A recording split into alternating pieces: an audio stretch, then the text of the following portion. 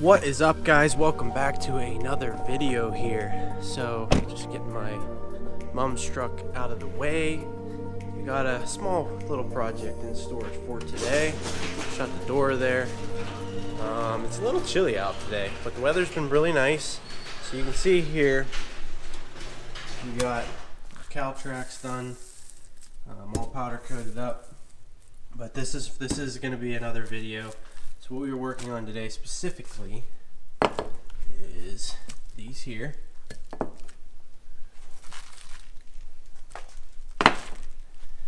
And I don't know if I talked about these in any other videos, but these are limiting straps for this truck here.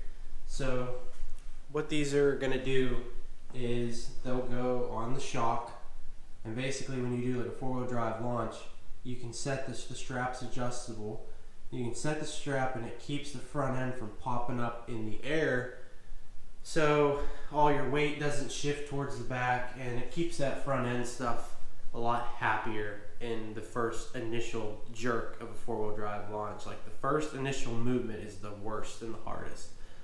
So yeah, it should be a very straightforward install. We're gonna walk you through it here, and yeah, shouldn't be too bad. But overall, the truck is doing really well. Our trans cooler, we kind of got it figured out mostly. We put a new thermostat in, and I kind of had to play with a couple different ones. We did do a new thermostat. It's working pretty good. Generally comes on around 180, shuts off around 150. We towed real heavy just recently. I towed about 10,000 pounds with, I towed a forklift. This thing did outstanding. The transmission did great. So overall, the truck's doing really well.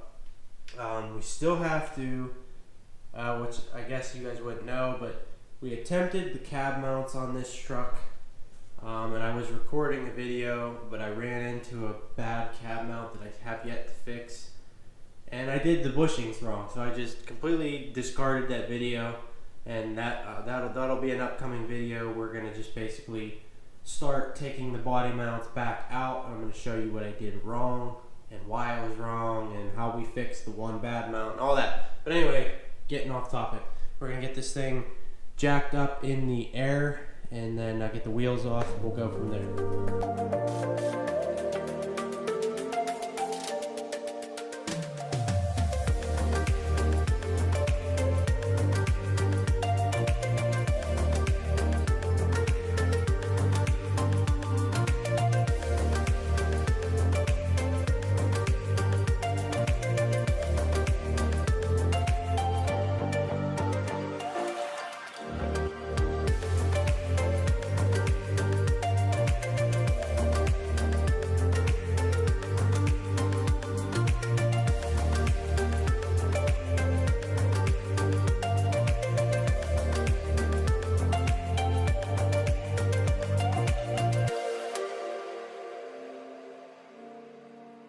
Alright, so I actually set out the actual straps here and the hardware. You can see there, it's just some bolts, some pins, and some nuts, and those are the straps.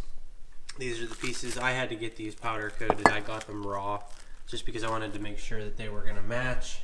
So basically all this is we got to remove the shock. So this bolt, or this nut up here, and then this bolt right down here. We just gotta take the shock out, and then we'll get the shock out, and I'm gonna explain how it works. So pretty neat though. So should be simple, but you know how that goes. Let's get the shock out here. Okay guys, so if we come over here, we got this side pretty much done. Like I said, this is like, you're talking 10 minutes if everything comes out real nice, tops. Like, this is very, very straightforward and simple. So you can see our top piece there. If I shine the light up in there, you can see that I have the rubber spacer and the washer on top of this. So this thing is right on top of the shock. That's how I believe it's supposed to go. And then, your top there, tighten that back up. And down here, get the light in here good.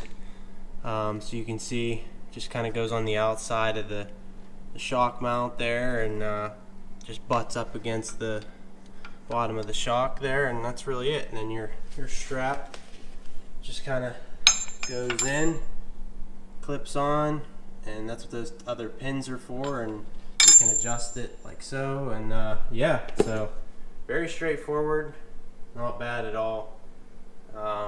Really curious to just see how this product works and helps the truck. So gonna move on to the next side here, and then try and get this thing back on the ground and double check everything and call this done. So here's one out of the truck. Just wanted to give you guys a look at how this is set up.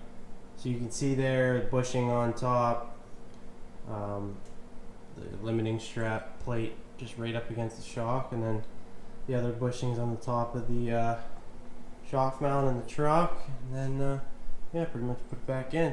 I figured I'd give you a close-up look. Okay guys, so here we go. This side is all finished up, done. Same thing. Pretty straightforward. Very high quality parts. I'm very pleased with them. So now we just gotta see how they perform. I'm gonna get the wheels and tires back on and make sure that top bolt up here is nice and snug.